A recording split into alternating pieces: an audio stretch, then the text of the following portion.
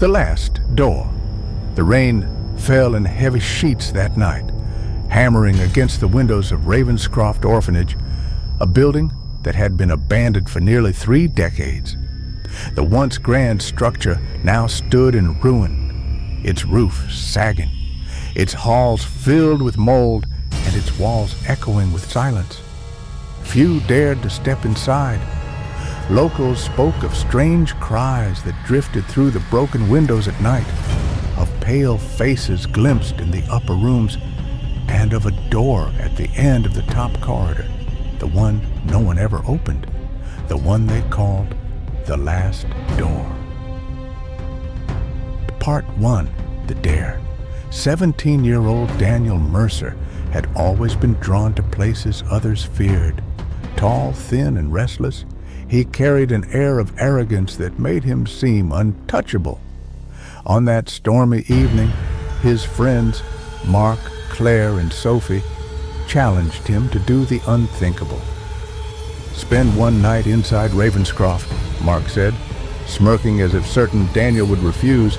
Daniel's lips curled into a grin. "That all you've got?" "Easy." But Mark shook his head. "Not just anywhere. You have to go upstairs, to the last corridor." To the door, silence fell over the group. Claire nervously fiddled with her sleeves, whispering, Don't joke about that door.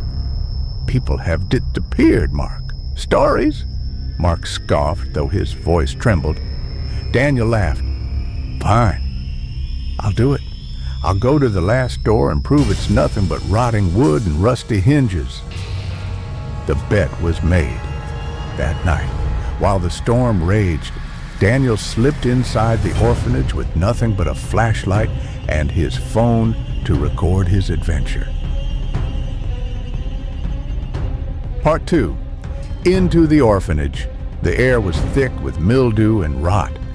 Each step Daniel took echoed unnaturally, as if the walls were listening. He shone his light over the decaying wallpaper, the splintered furniture, and the long hallways that seemed to stretch endlessly.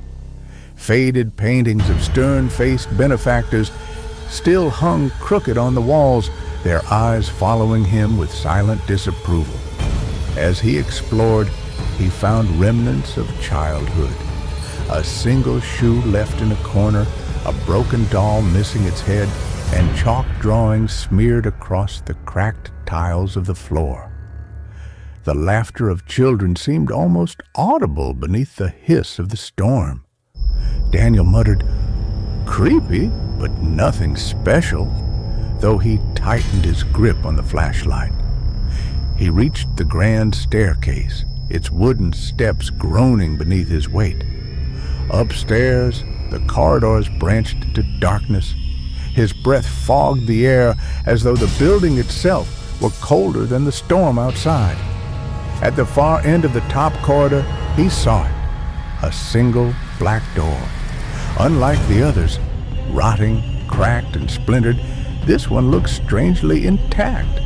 Its wood was dark, polished, and gleamed faintly under the beam of his flashlight.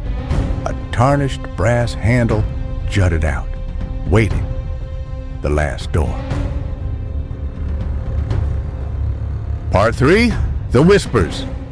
As Daniel approached, the air grew heavier. He heard faint sounds, like whispers, quick and hushed, as though dozens of voices were speaking just beyond the wood. He pressed his ear to the surface. The whispers grew clearer. "Help us. Don't open it. Let us out." He jerked back, his pulse racing. Logic screamed that it was just his imagination, a trick of nerves. He grinned shakily into his phone camera. Voices. Can you believe it? Someone's playing games. But when he turned, the corridor behind him stretched longer than before.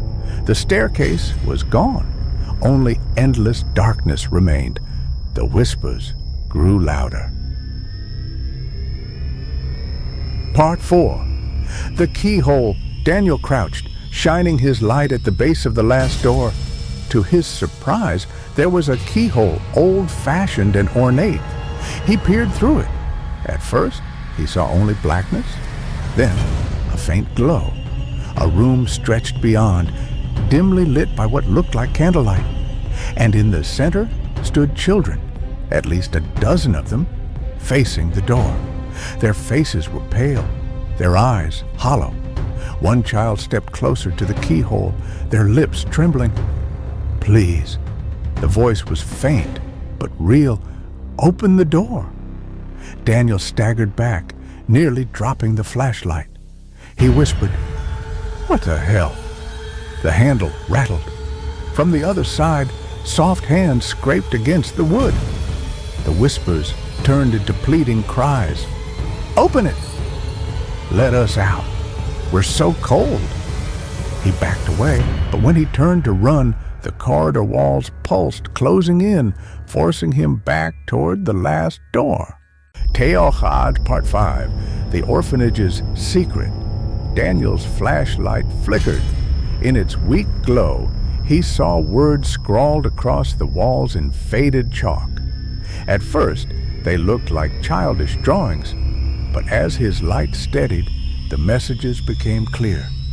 "Do not open the last door. They lie. We are still here." His chest tightened.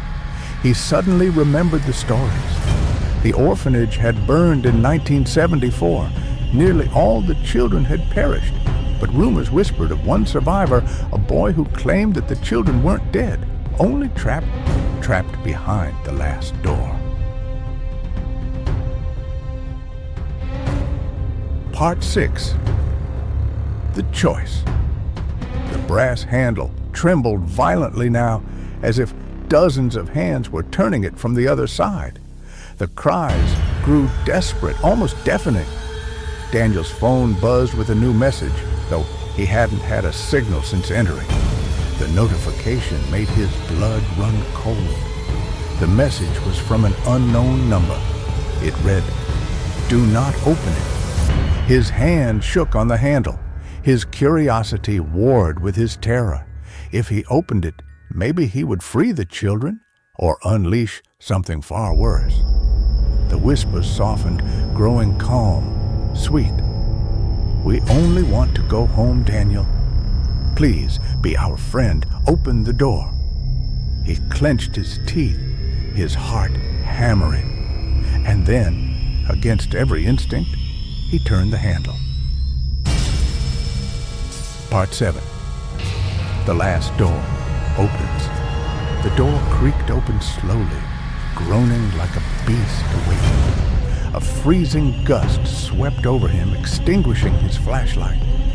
Beyond the door was not a room, but darkness, deeper than night. Shapes stirred inside, small figures, reaching hands, hollow eyes. Children, but not children. Their skin was gray, their mouths stretched too wide, their teeth glinting like shards of glass.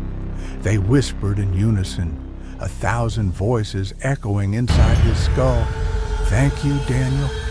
Hands seized him, pulling him into the black. He screamed, clawing at the doorway. The door slammed shut behind him with a thunderous finality. The corridor fell silent. Part 8. The Aftermath. The storm passed. The next morning, Mark, Claire, and Sophie returned, half joking, half worried. They found Daniel's phone lying in the corridor outside the last door. The final recording played back clearly. "Don't open it. They're lying. Oh God, no, no." Screams, then silence. The friend stood frozen, staring at the black door at the end of the hall. Unlike the others, it was now sealed, its handle gone, its surface smooth, as if no door had ever existed. Claire whispered, trembling, "The last door took him. They fled the orphanage and never returned." To epilogue. Another knock. Years later, Ravenscroft still stands. Locals warn their children never to approach it, but sometimes on stormy nights, if you listen carefully near the ruins, you can hear knocking from deep within the walls.